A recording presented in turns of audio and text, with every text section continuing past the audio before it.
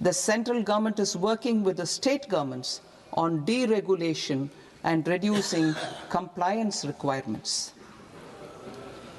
The Reform Express is well on its way and will maintain its momentum to help us fulfill our kartavya.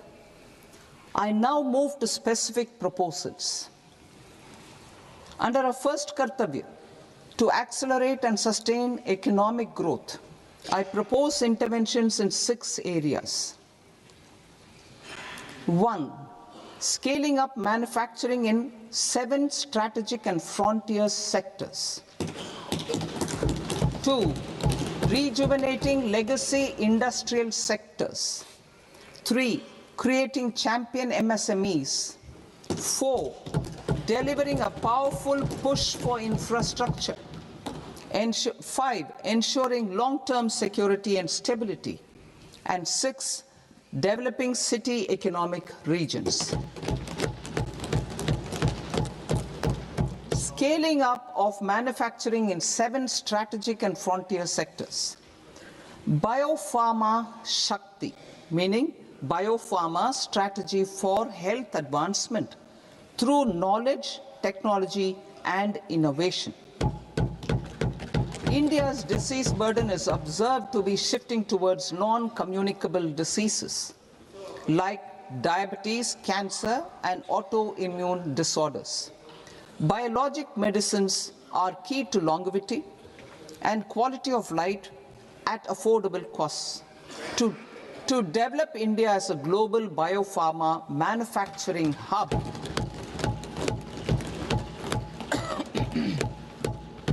I propose the Biopharma Shakti with an outlay of 10,000 crores over the next 5 years. This will build the ecosystem for domestic production of biologics and biosimilars. The strategy will include a biopharma-focused network with 3 new national institutes of pharmaceutical education and research, popularly known as NIPERs, and upgrading 7 existing ones. It will also create a network of 1,000 accredited India clinical trials sites. We propose to strengthen the Central Drug Standard Control Organization to meet global standards and approve timeframes through approval timeframes through a dedicated scientific review cadre and specialists. India's semiconductor mission 1.0 expanded India's semiconductor sector capabilities. Building on this, we will launch ISM 2.0 to produce equipment and materials, design full-stack Indian IP, and fortify supply chains. We will also focus on industry-led research and training centers to develop technology and skilled workforce. The Electronics Components Manufacturing Scheme, launched in April 2025, with an outlay of 22,919 crores, already has investment commitments at double the targets. We propose to increase the outlay to 40,000 crores to capitalize on this momentum.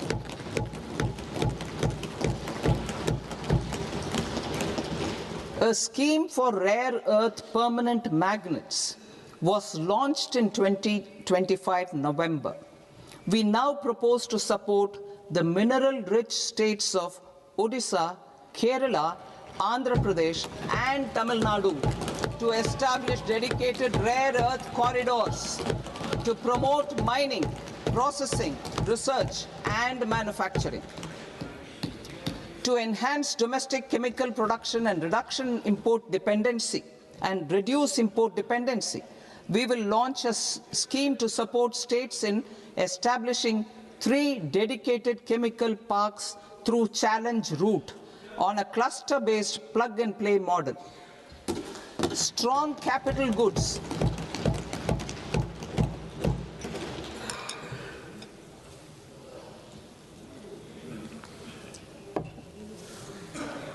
Strong capital goods capability is a determinant of productivity and quality across different sectors.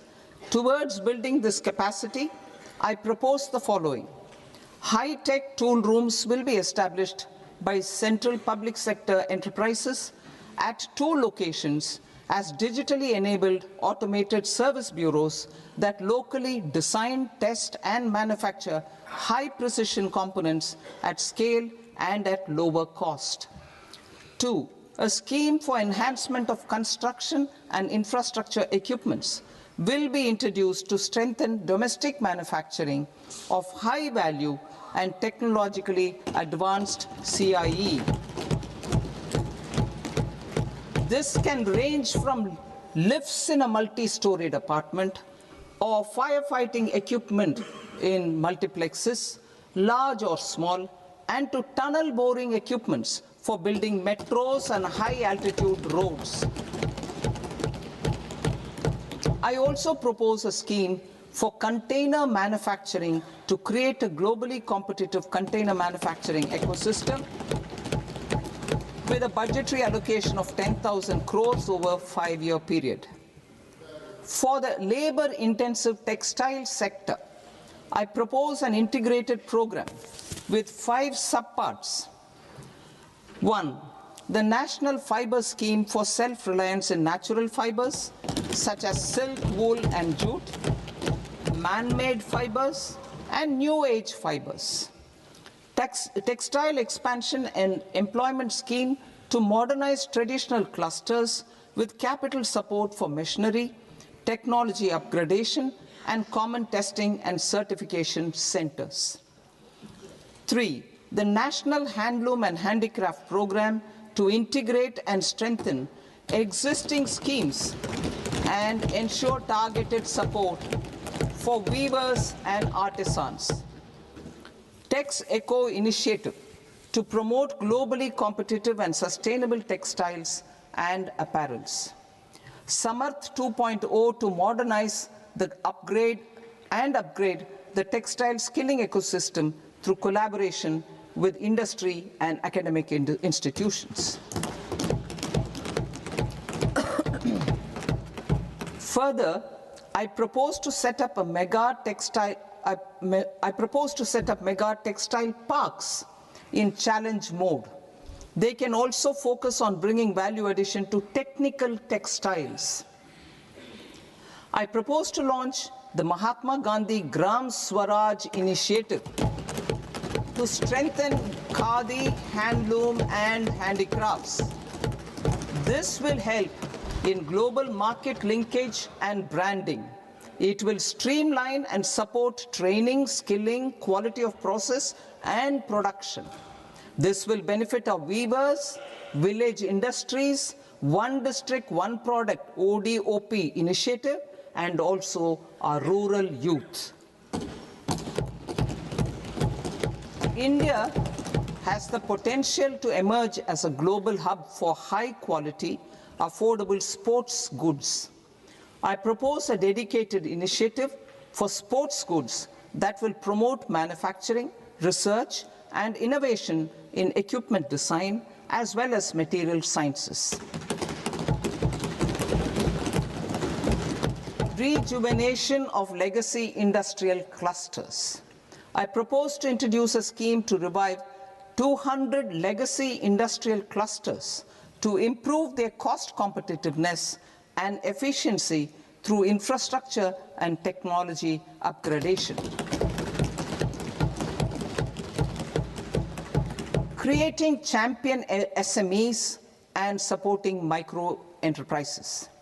Recognizing MSMEs as a vital engine of growth, I propose a 3-pronged approach to help them grow as champions. Equity support. I propose to introduce a dedicated 10,000 crores SME growth fund to create future champions, incentivizing enterprises based on select criteria.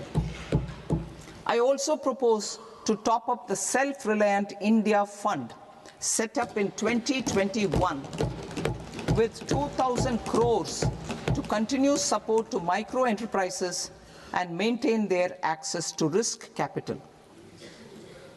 Liquidity support with TREDS more than 7 lakh crore has been made available to MSMEs. To leverage its full potential, I propose 4 measures. 1. Mandate TREADS as the transaction settlement platform for all purchases from MSMEs by CPSEs, serving as a benchmark for other corporates. 2. Introduce a credit guarantee support mechanism through CGT-MSE for invoice discounting on TREADS platform. 3. Link GEM with TREADS for sharing information with financiers about government purchases from MSMEs, encouraging cheaper and quicker financing. 4. Introduce TREADS receivables as asset-backed securities, helping develop a secondary market, enhancing liquidity and settlement of transactions. Professional support. Government will facilitate professional institutions such as the ICAI, ICSI, ICMAI to design short-term modular courses and practical tools to develop a cadre of corporate mitras, especially in Tier 2 and Tier 3 towns. These accredited para-professionals will help MSMEs meet compliance requirements at affordable costs. Infrastructure. During this past decade, our government has undertaken several initiatives for large-scale enhancement of public infrastructure, including through new financing instruments such as Infrastructure Investment Trust (InvITs) and Real Estate Investment Trust (REITs), and institutions like NIIF and NABFID. We shall continue to focus on developing infrastructure in cities with over 5 lakh population, that is Tier 2, Tier 3 cities, which have expanded to become growth centers. Public capital expenditure has increased manifold from 2 lakh crore in 2014-15 to an allocation of 11.2 lakh crore in BE 25-26. In this coming year, that is financial year 2026-27, I propose to increase it to 12.2 lakh crores to continue the momentum. To strengthen the confidence of private developers regarding risks during infrastructure development and construction phase, I propose to set up an infrastructure risk guarantee fund to provide prudentially calibrated partial credit guarantee to lenders. Over the years, REITs have emerged as a successful instrument for asset monetization. I propose to accelerate recycling of significant real estate assets of the CPSEs through the setting up of dedicated REITs. To promote environmentally sustainable movement of cargo, I propose to 1. Establish new dedicated freight corridors connecting Dankuni in the east to Surat in the west. Operationalize 20 new national waterways over the next 5 years, starting with National Waterways 5 in Orissa to connect mineral-rich areas of Talcher and Angul and industrial centers like Kalinga Nagar to the ports of Paradeep and Dhamra. Training institutes will be set up as regional centers of excellence for development of required manpower for these waterways. This will benefit youth in the entire stretch of the waterways to train and acquire skills. Further, a ship repair ecosystem catering to inland waterways will also be set up at Varanasi and Patna.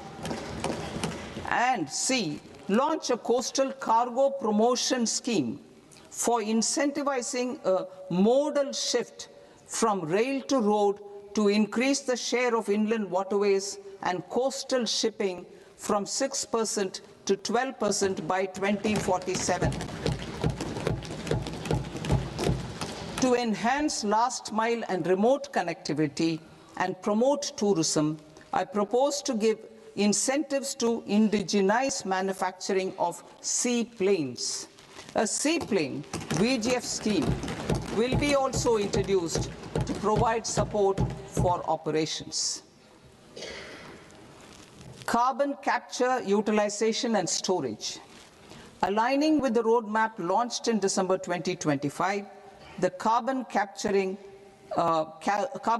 utilization and storage technologies at scale will achieve higher readiness and in end-use application across 5 industrial sectors, including power, steel, cement, refineries, and chemicals.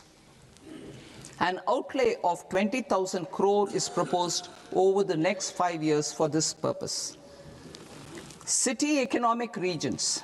Cities are India's engines of growth, innovation, and opportunities. We shall now focus on Tier 2, Tier 3 cities, and even temple towns, which need modern infrastructure and basic amenities. This budget aims to further amplify the potential of cities to deliver the economic power of agglomerations by mapping city economic regions based on their specific growth drivers. An allocation of 5,000 crore per CER over 5 years is proposed for implementing their plans through a challenge mode with a reform-cum-result-based financing mechanism.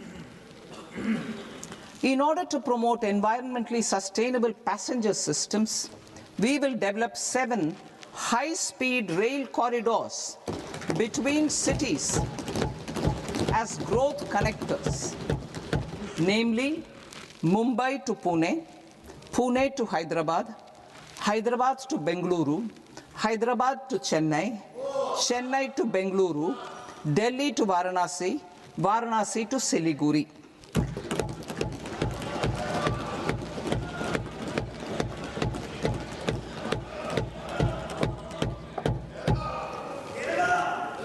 Financial sector.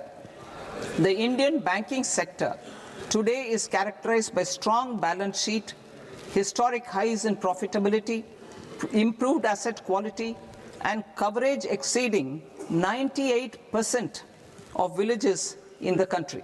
At this juncture, we are well placed to futuristically evaluate the measures needed to continue on the path of reform-led growth of this sector. I propose setting up a high-level committee on banking for Vikasit Bharat. High-level committee on banking for Vikasit Bharat to comprehensively review the sector and align it with India's next phase of growth, while safeguarding financial stability, inclusion, and consumer protection. The vision for NBFCs for Vikasit Bharat has been outlined with clear targets for credit disbursement and technology adoption in order to achieve scale and improve efficiency in the public sector NBFCs. As a first step, it is proposed to restructure the Power Finance Corporation and Rural Electrification Corporation. I propose a comprehensive review of the foreign exchange management non-debt instruments rules to create a more contemporary, user-friendly framework for foreign investments consistent with India's evolving economic priorities. Corporate bond market. I propose to introduce a market-making framework with suitable access to funds and derivatives on corporate bond indices. I also propose to introduce total return swaps on corporate bonds. Municipal bonds. To encourage the issuance of municipal bonds of higher value by larger cities, I propose an incentive of 100 crore rupees for a single bond issuance. 100 crore rupees for a single bond issuance of more than 1,000 crore. The current scheme under Amrit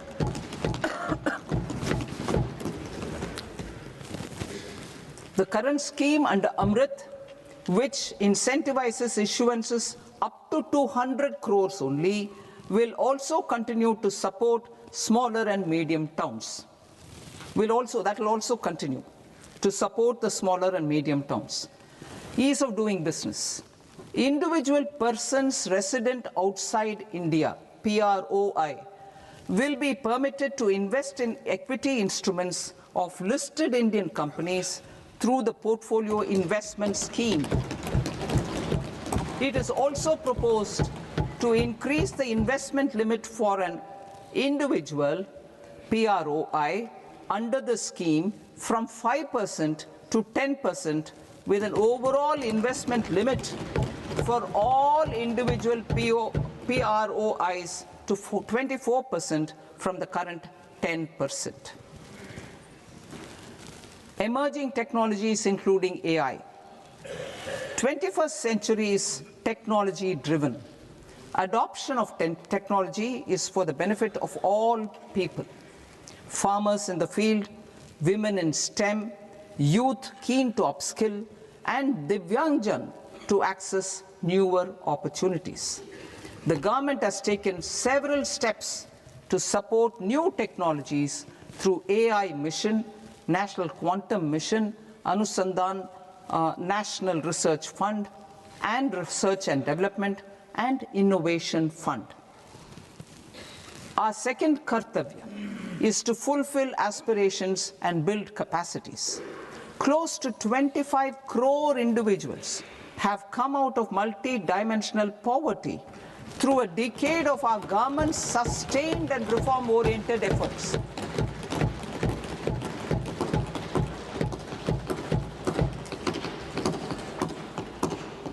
Our government has therefore decided to place a renewed emphasis on the service sector to provide a pathway to fulfilling aspirations of a youthful India with the following measures. I propose to set up a high-powered Education to Employment and Enterprises Standing Committee to recommend measures that focus on services sector as a core driver of Vikasit Bharat. This will make us a global leader in services with a 10% global share by 2047. The committee will prioritize areas to optimize the potential for growth, employment, and exports.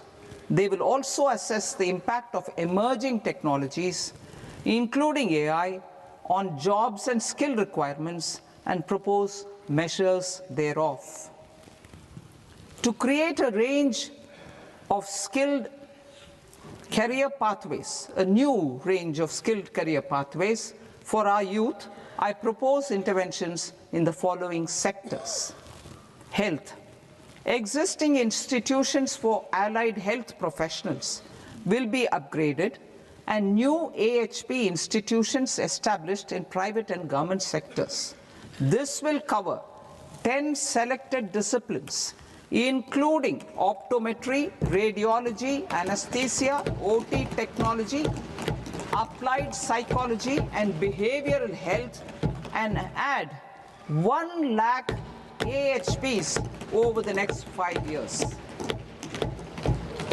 A strong care system covering geriatric and allied care services will be built. A variety of NSQF-aligned programs will be developed to train multi-skilled caregivers, combining core care and allied skills such as wellness, yoga, and operation of medical assistive devices. In the coming year, 1.5 lakh caregivers will be trained.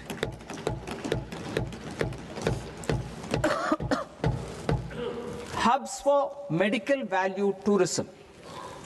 To promote India as a hub for medical tourism services, I propose to launch a scheme to support states in establishing 5 regional medical hubs in partnership with the private sector.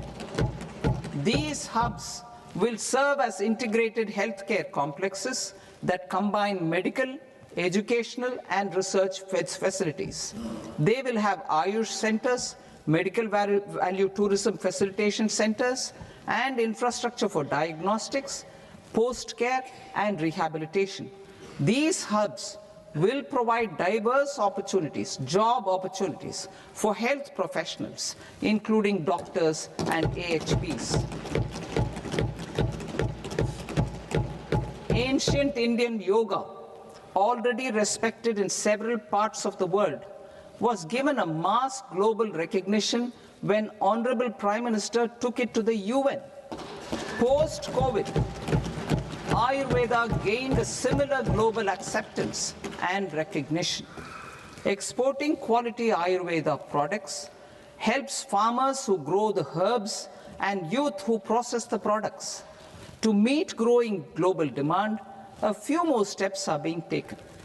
I propose to, 1, set up 3 new All India Institutes of Ayurveda.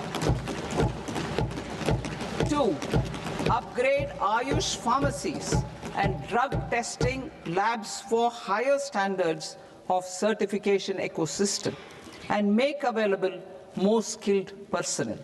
3, upgrade the WHO Global Traditional Medicine Center in Jamnagar to bolster evidence-based research, training, and awareness for traditional medicine. Animal husbandry. Livestock contributes to close to 16% of farm income, including of poor and marginal households. To scale up availability of veterinary professionals by more than 20,000, I propose to roll out a loan-linked capital subsidy support scheme for establishment of veterinary and para-veterinary colleges, veterinary hospitals, diagnostic laboratories, and breeding facilities in private sector. Collaboration between Indian and foreign institutions will also be facilitated. Orange economy. India's animation, visual effects, gaming and comics sector, AVGC sector, is a growing industry projected to require 2 million professionals by 2030. I propose to support the Indian Institute of Creative Technologies, Mumbai, in setting up AVGC content creator labs in 15,000 secondary schools all over the country and 500 colleges. The Indian design industry is expanding rapidly, and yet there is a shortage of Indian designers. I propose to establish, through Challenge Route, a new National Institute of Design to boost design education and development in the eastern region of India. Education. Our government will support states through Challenge Route in creating 5 university townships in the vicinity of major industrial and logistics corridors. These planned academic zones will host multiple universities, colleges, and research institutions, skill centers, and residential complexes. In higher education, STEM institutions, prolonged hours of study and laboratory work pose some challenges for girl students. Through VGF, Viability Gap Funding and capital support, 1 girls' hostel will be established in every district.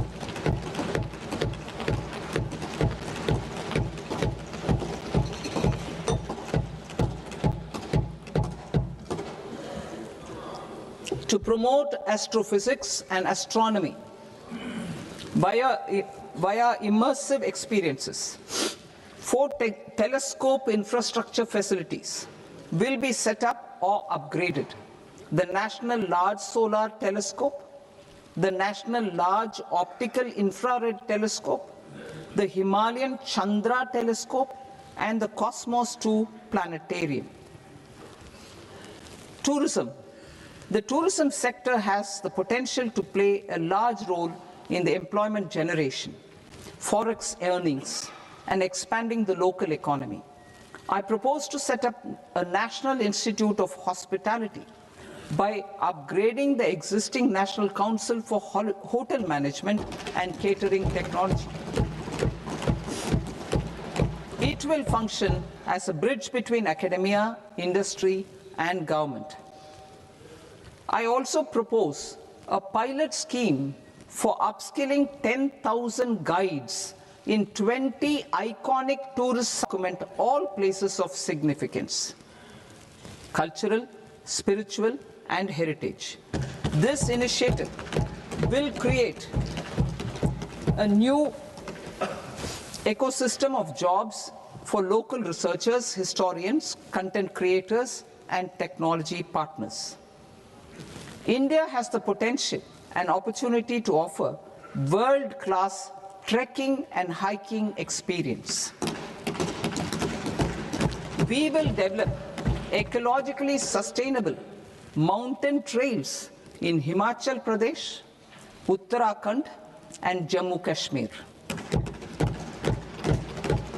Also in Araku Valley in the Eastern Ghats and Podigai Malai in the Western Ghats.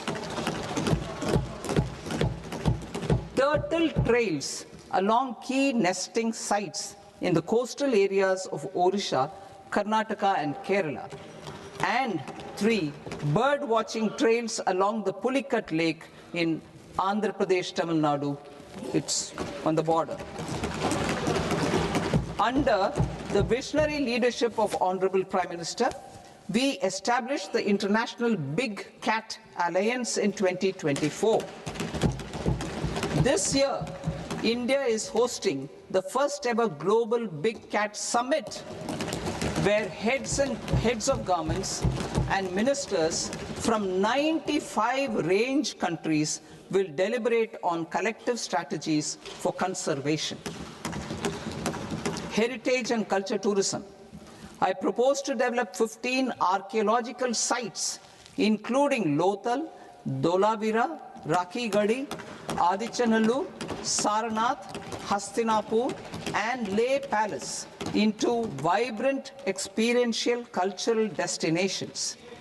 Excavated landscapes will be open to the public through curated walkways. Immersive storytelling skills and technologies will be introduced to help conservation labs, interpretation centers, and guides. The sports sector provides multiple means of employment, skilling, and job opportunities.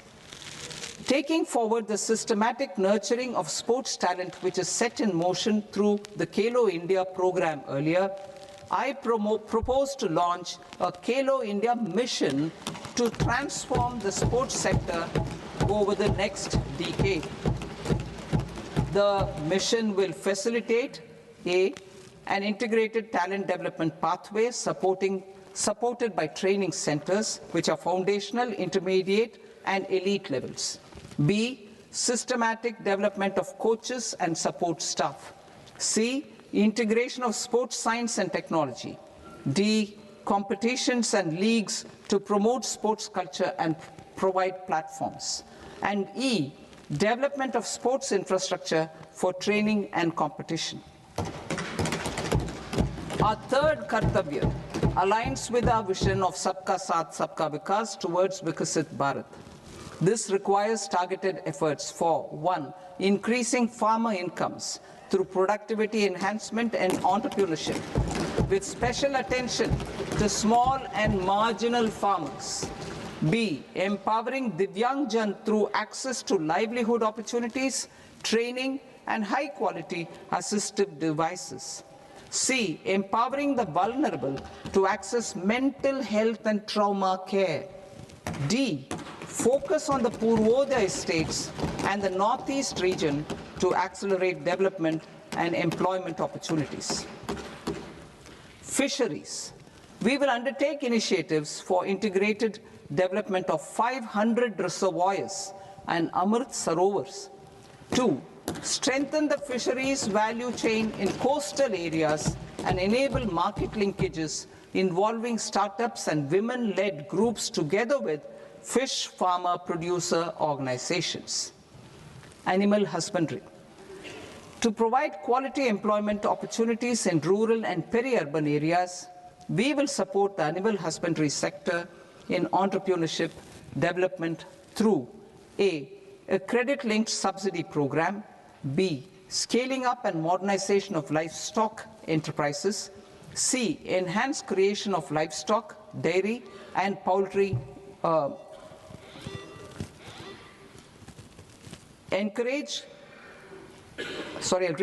enhanced creation of livestock, dairy and poultry focused integrated value chains, and D, encourage creation of livestock farmer producer organizations. High value agriculture. To diversify farm outputs, increase productivity, enhance farmers' incomes, and create new employment opportunities, we will support high value crops such as coconut, sandalwood, cocoa, cashew in the coastal areas, agar trees in northeast, and nuts such as almonds, walnuts, and pine nuts in our hilly regions. These, all of them, will be supported. India is the world's largest producer of coconuts. About 30 million people, including nearly 10 million farmers, depend on coconuts for their livelihood. To further enhance competitiveness in coconut production, I propose a coconut promotion scheme to increase production and enhance productivity through various interventions, including replacing and non-productive trees with new saplings or plants or varieties in major coconut growing states. A dedicated program is proposed for Indian cashew and cocoa to make India self-reliant in raw cashew and coconut production and processing, enhance export competitiveness, and transform Indian cashew and Indian cocoa into premium global brands by 2030. Sandalwood. Sandalwood is closely linked to India's social and cultural heritage. Our government will partner with state governments to promote focused cultivation and post-harvest processing to restore the glory of the Indian sandalwood ecosystem, to rejuvenate old, low-yielding orchards, and expand high-density cultivation of walnuts, almonds, and pine nuts. We will support a dedicated program to enhance farmer incomes and in bringing value addition by engaging youth. Bharat Vistar, that is virtually integrated system to access agricultural resources. I propose to launch Bharat Vistar, a multilingual AI tool that shall integrate the AgriStack portals and the ICAR package on agricultural practices with AI systems. This will enhance farm productivity, enable better decisions for farmers, and reduce risk by providing customized advisory support. She Marts for rural women-led enterprises.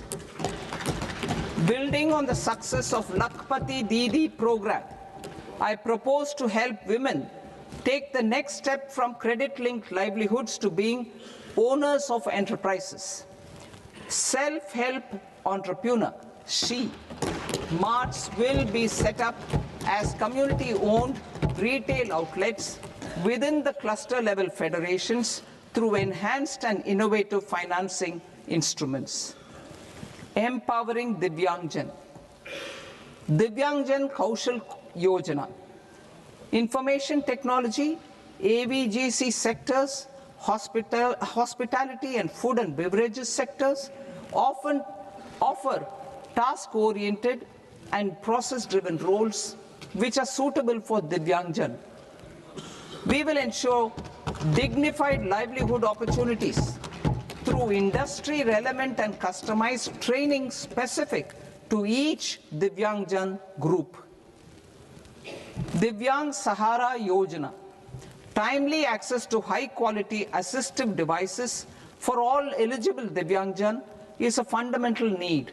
I propose to 1. Support the Artificial Limbs Manufacturing Corporation of India, Alimco, to set up and to scale up production of assistive devices, invest in R&D and AI integration, strengthen PM Divyasha Kendras, and support setting up of assistive technology marts as modern retail style centers where Divyangjan and senior citizens can see, try and purchase assistive products. Reaffirming our commitment to mental health and trauma care. There are no national institutes for mental health care in North India. We will therefore set up a NIMHANS 2 and also upgrade national mental health institutes in Ranchi and in Tezpur as regional apex institutions. Emergencies expose families, particularly the poor and vulnerable, to unexpected expenditure. We will strengthen and increase these capacities by 50% in district hospitals by establishing emergency and trauma care centers. Focus on Purvodaya states and northeastern regions. Purvodaya, I propose the development of an integrated East Coast industrial corridor with a well-connected node at Durgapur, creation of 5 tourism destinations in 5 Purvodaya states, and the provision of 4,000 e-buses. Buddhist sites in northeastern region. The northeastern region is a civilizational confluence of Theravada and Mahayana or Vajrayana traditions. I propose to launch a scheme for development of Buddhist circuits in Arunachal Pradesh, Sikkim, Assam, Manipur, Mizoram, and Tripura. The scheme will cover preservation of temples and monasteries, pilgrimage interpretation centers, connectivity, and pilgrim amenities. 16th Finance Commission.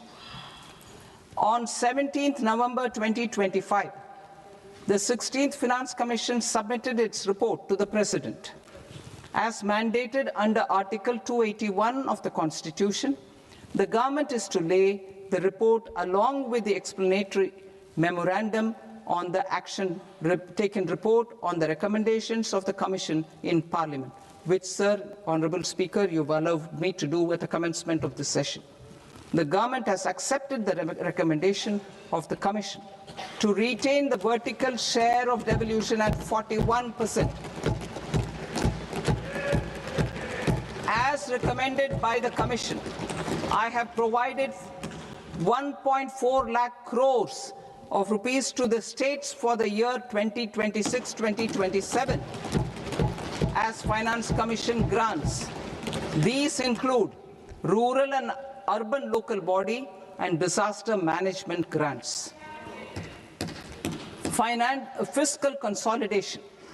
Government has been delivering on our fiscal commitments consistently without compromising on social needs. To strive towards accepted standards of fiscal management in Budget 25-26, I had indicated that the central government would target reaching a debt to GDP ratio of 50 plus or minus 1% by 2030-31. In line with this, the debt to GDP ratio is estimated to be 55.6% of GDP in BE 26-27 compared to 56.1% of GDP in RE 25-26. A declining debt to GDP ratio will gradually free up resources for priority sector lending and expenditure by reducing the outgo on interest payments. One of the main operational instruments for debt targeting is the fiscal deficit. I am happy to inform this august House that I fulfilled my commitment made in 2021-2022 to reduce fiscal deficit below 4.5% of GDP by 25-26. In RE 25-26, the fiscal deficit has been estimated at par with BE of 2025-26 at 4.4% of GDP. In line with the new fiscal prudence path of debt consolidation, the fiscal deficit in BE 26-27 is estimated to be 4.3% of the GDP.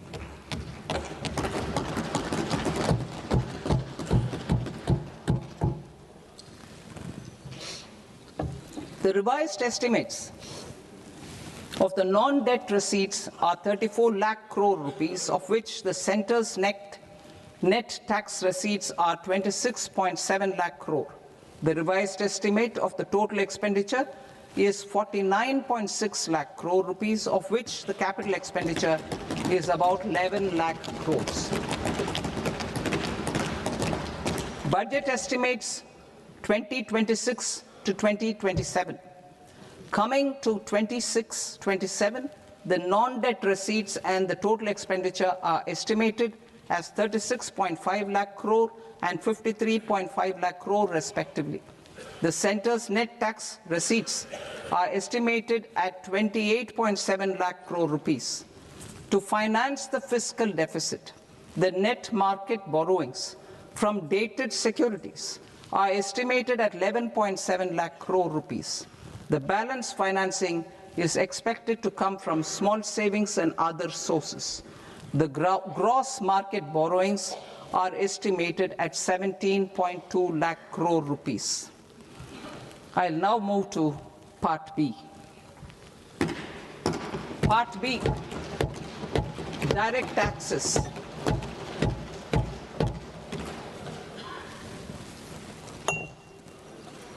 Honorable Speaker, sir, I now present my proposals on direct taxes. New Income Tax Act. In July 2024, I announced a comprehensive review of the Income Tax Act 1961.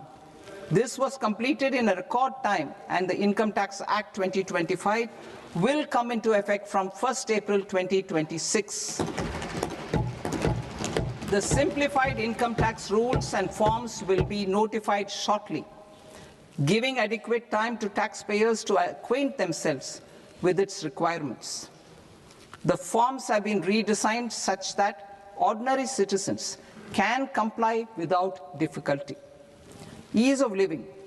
I propose that any interest awarded by the Motor Accident Claims Tribunal to a natural person will be exempt from income tax, and any TDS on this account will be done away with.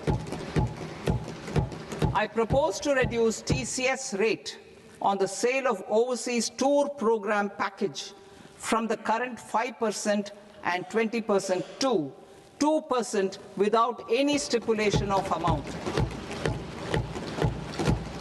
I propose to reduce TCS rate for pursuing education and for medical purposes under the Liberalized Remittance Scheme, popularly known as LRS, from 5% to 2%. Supply of manpower services is proposed to be specifically brought within the ambit of payment to contractors for the purpose of TDS to avoid ambiguity. Thus, TDS on these services will be at the rate of either 1% or 2% only. I propose a scheme for small taxpayers, wherein a rule-based automated process will enable obtaining a lower or nil deduction certificate instead of filing an application with the assessing officer.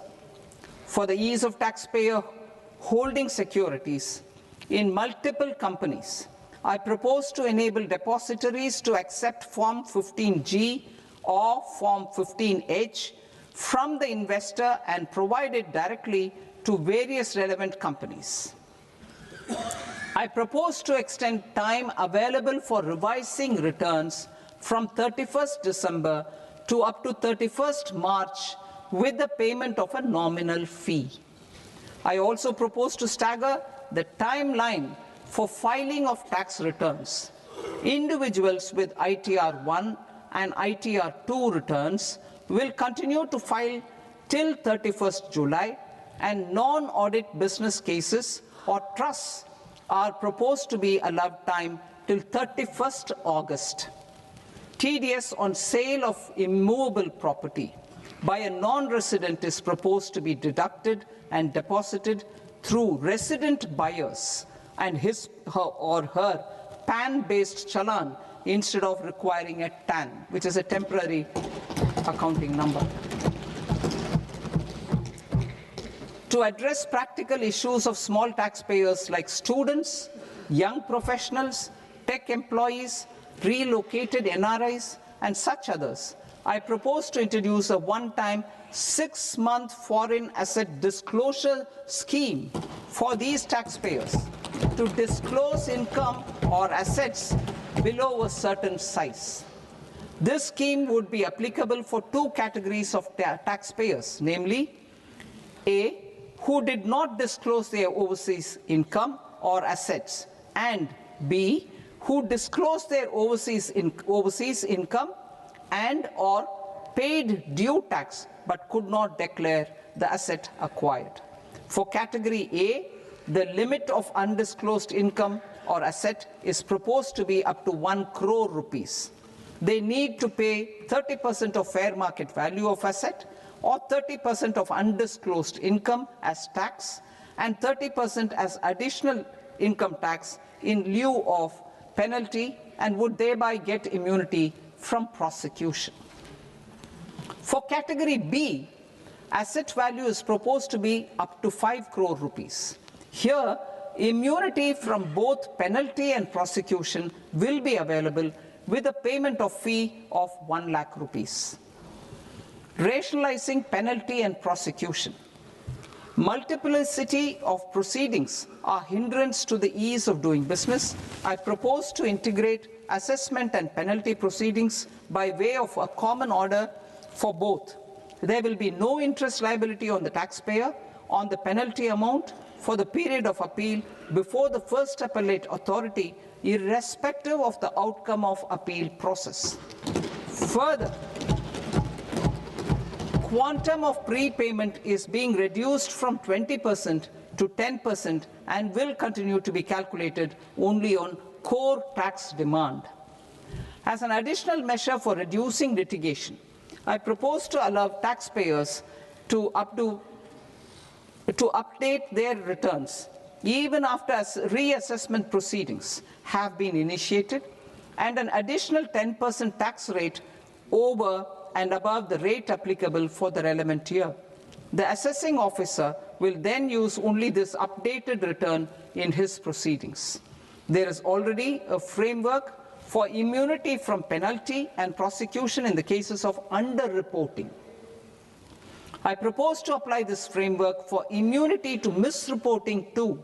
However, in such a case, the taxpayer will need to pay 100% of the tax amount as an additional income tax over and above the tax and interest due. Penalties for certain technical defaults, such as failure to get accounts audited, non-furnishing of transfer pricing audit report, and default in furnishing statement for financial transactions, are proposed to be converted into fee.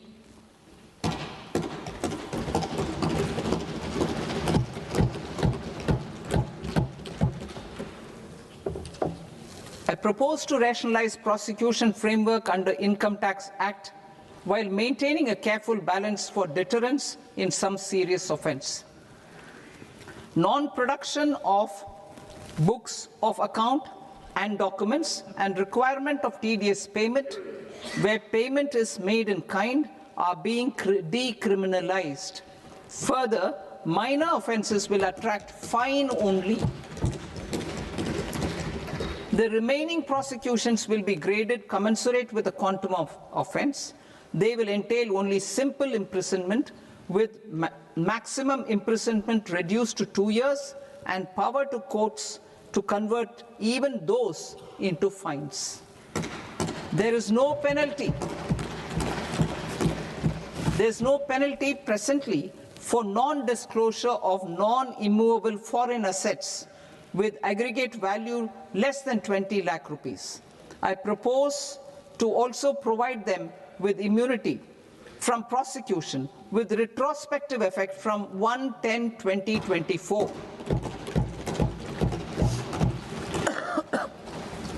Cooperatives.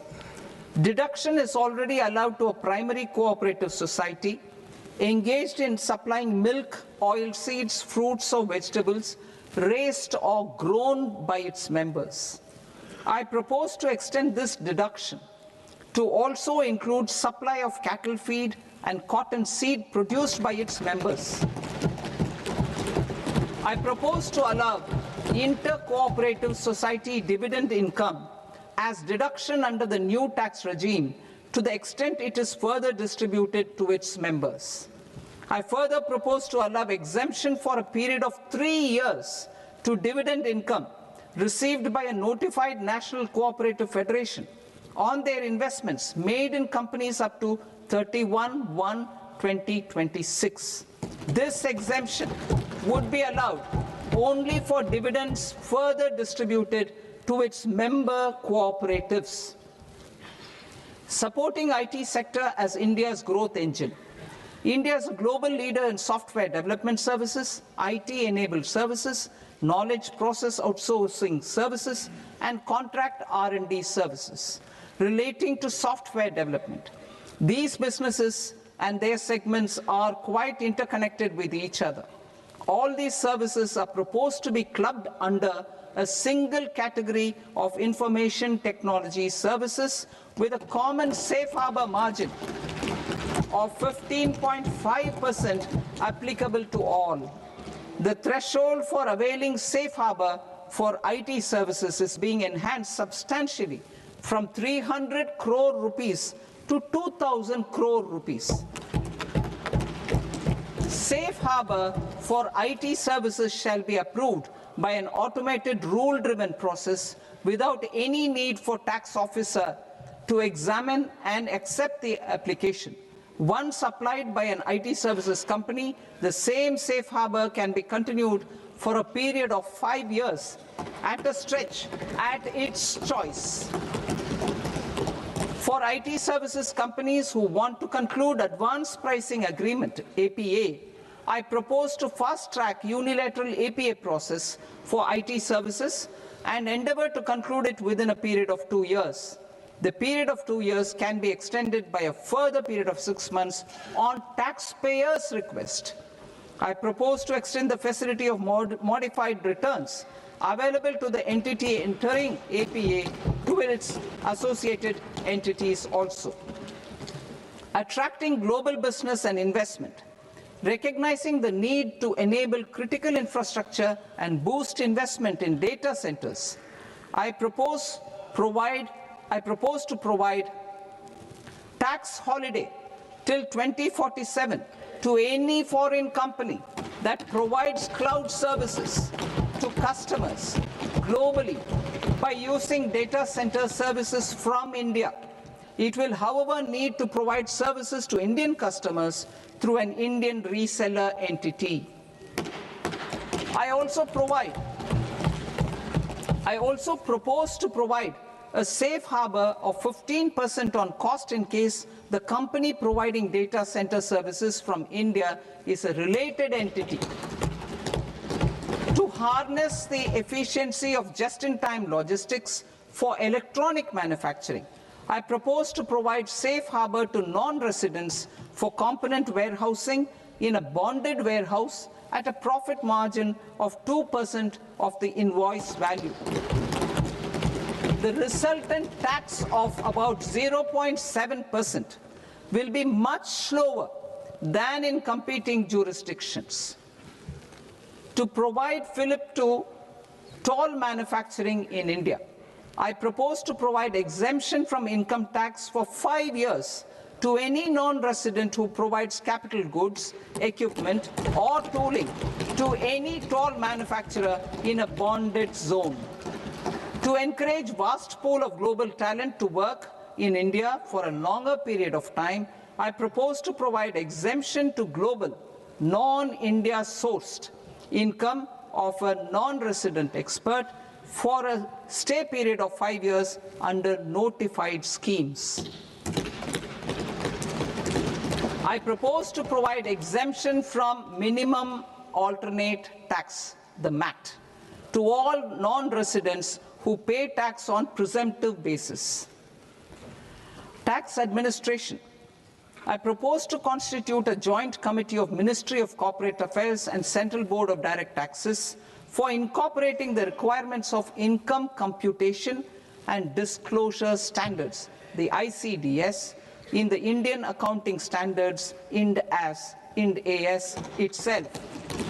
Separate accounting requirement based on ICDS will be done away with from the tax year 27-28. To support Prime Minister Modi's vision of homegrown accounting and advisory firms to become global leaders, I propose to rationalize the definition of accountant for the purposes of safe harbor rules. Other tax proposals.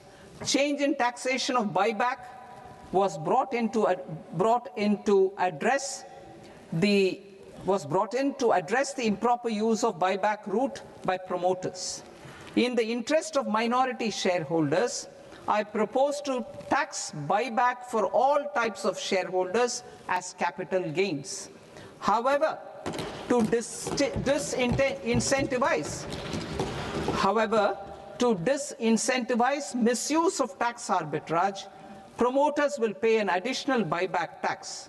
This will make effective tax 22% for corporate promoters. For non-corporate promoters, the effective tax will be 30%. TCS rate for sellers of specific goods, namely alcoholic liquor, scrap, and minerals, will be rationalized to 2%, and that on tendu leaves will be reduced from 5% to 2%. I propose to raise the STT on futures to 0.05% from the present 0.02%. STT on options premium and exercise of options are both proposed to be raised to 0.15% from the present rate of 0.1% and 0.125% respectively. We reformed the taxation landscape for corporates in 2019 by providing them a simplified regime with lower tax rate so that they could productively focus on business rather than on claim of deductions and exemptions. To encourage companies to shift to the new regime, set off of brought forward MAT credit, minimum alternate tax credit, is proposed to be allowed to companies only in the new regime. Set off using available MAT credit is proposed to be allowed to an extent of 1/4 of the tax liability in the new regime. MAT is proposed to be made final tax, so there will be no further credit accumulation from 1st April 2026. In line with this change, the rate of final tax is being reduced to 14% from the current MAT rate of 15%. The brought forward MAT credit of taxpayers accumulated till 30th March 2026 will continue to be available to them for set-off as above. Indirect taxes. I shall now take up proposals related to indirect taxes. My proposals for customs and central excise aim to further simplify the tariff structure, support domestic manufacturing, promote export competitiveness, and correct inversion in duty.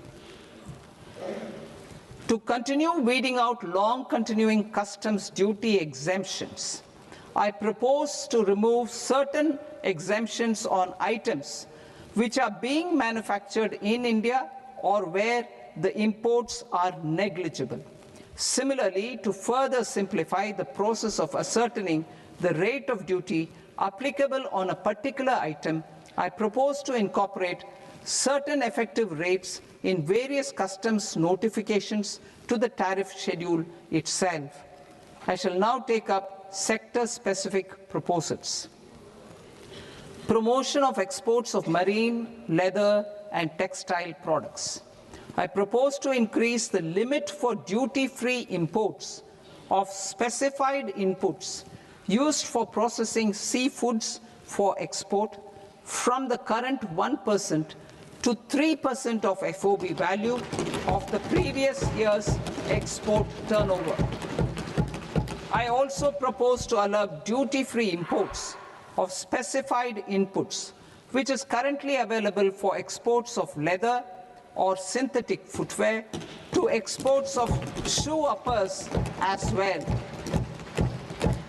I propose to extend the time period for export of final product from the existing 6 months to 1 year for exporters of leather or textile garments, leather or synthetic footwear, and other leather products. Energy transition and security. I propose to extend the basic customs duty exemption given to capital goods used for manufacturing lithium-ion cells for batteries to those used for manufacturing lithium-ion cells for battery energy storage systems also. I propose to exempt basic customs duty on import of sodium antimonate for use in manufacture of solar glass. Nuclear power. I propose to extend the existing basic customs duty exemption on imports of goods required for nuclear power projects till the year 2035 and expand it for all nuclear plants irrespective of their capacity. Critical minerals. It is proposed to provide basic customs duty exemption to the import of capital goods required for the processing of critical minerals in India. Biogas blended CNG. I propose to exclude the entire value of biogas while calculating the central excise duty payable on biogas blended CNG. Civil and defense aviation. I propose to exempt basic customs duty on components and parts required for the manufacture of civilian training and other aircrafts. It is proposed to exempt basic customs duty on raw materials imported for the manufacture of parts of aircraft to be used in maintenance, repair, or overall requirements by units in the defense sector. Electronics. To deepen value addition in the consumer electronics sector,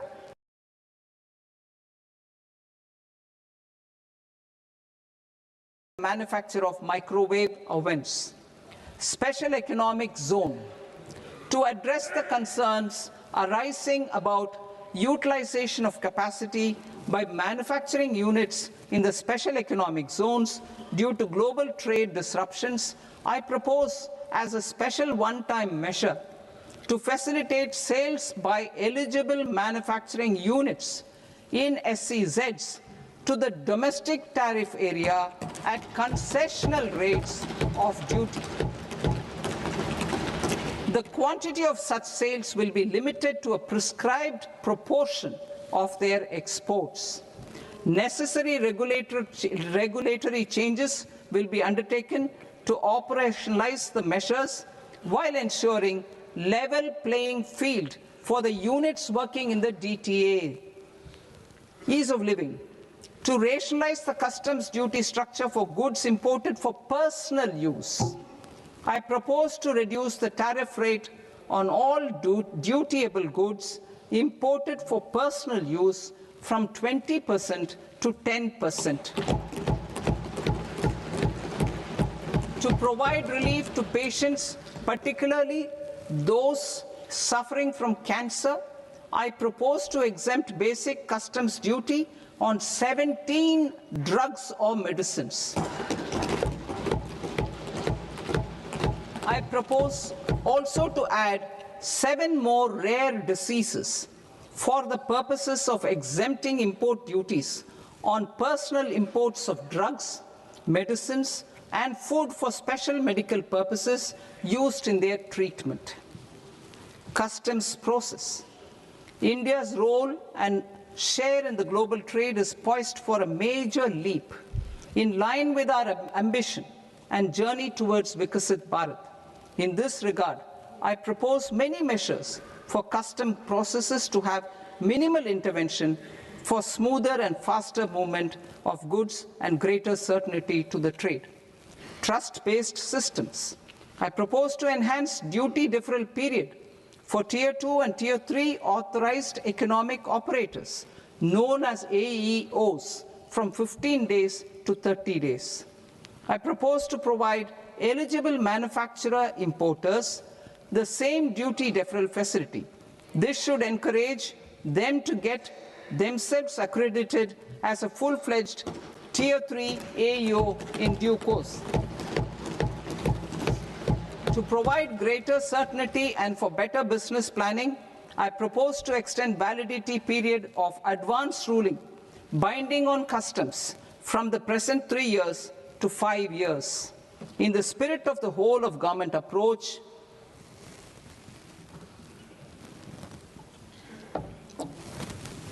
government agencies will be encouraged to leverage AEO accreditation for preferential treatment in clearing their cargo.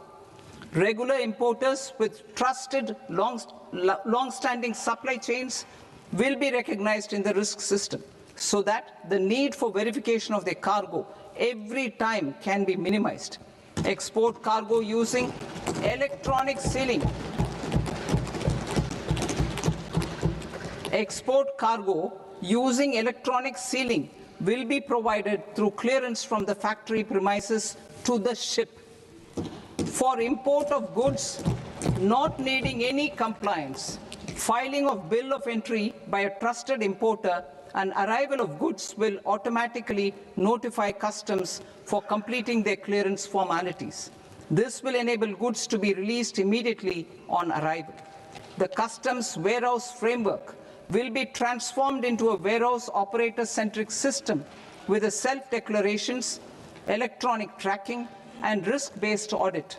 These reforms will move away from the current system of officer-dependent approvals and reduce transaction delays and compliance costs. Ease of doing business. Approvals required for cargo clearance from various government agencies will be seamlessly processed through a single and interconnected digital window by the end of the financial year.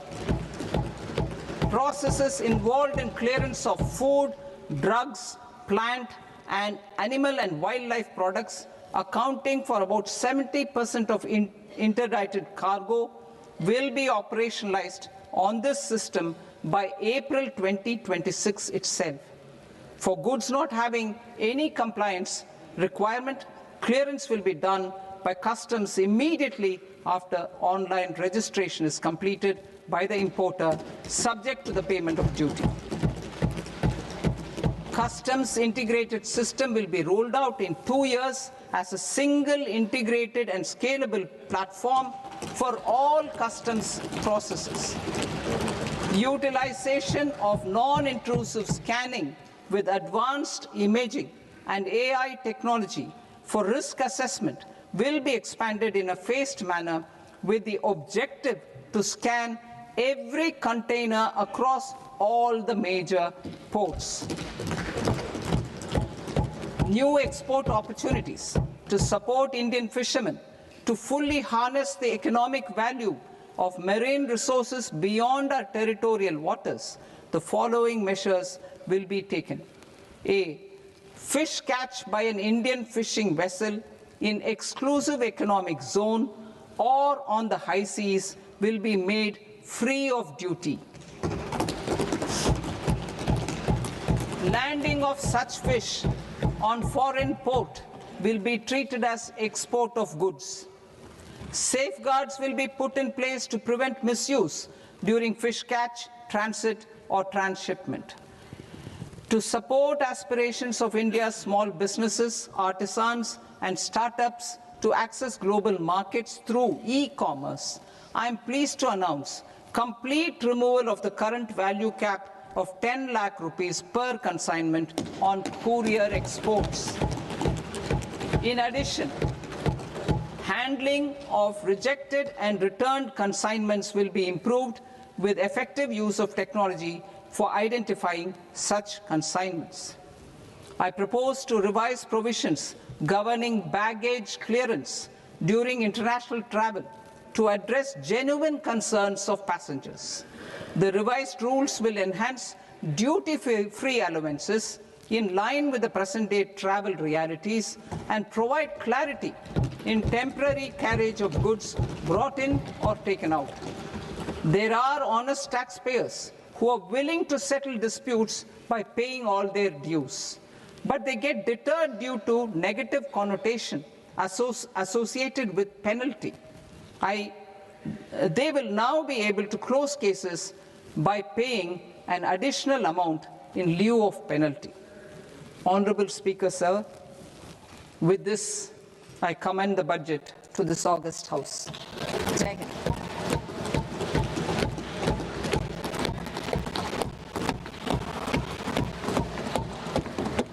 One and a half hours. Item number 3 माननीय वित्त मंत्री जी।